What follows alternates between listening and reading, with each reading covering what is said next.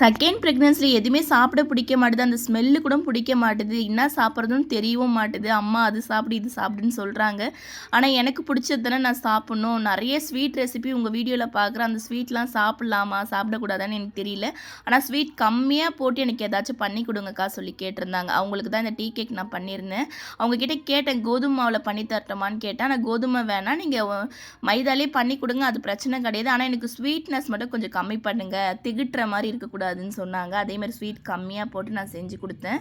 இது எனக்கு மட்டும் ஆர்டர் பண்ணல. எங்க மாமியாருக்கும் சேர்த்து தான் ஆர்டர் பண்ணியிருக்கேன். எனக்கு மட்டும்னா எனக்கு கோதுமை மாவு, ராகி மாவு இதெல்லாம் போட்டு செஞ்சு குடுங்கக்கா அடுத்த முறை. இது எங்க மாமியாருக்கு பாதி குடுத்துடணும். அதனால தான் மைதா மாவு வந்து யூஸ் பண்ண சொல்லியிருந்தேன். அவங்களுக்கு பிரச்சனை கிடையாது. நானும் வந்து சாப்பிடுவேன். ஆனா ஸ்வீட் வந்து கம்மியா இருந்தா எனக்கு அதுவே போதும்க்கான்னு சொன்னாங்க.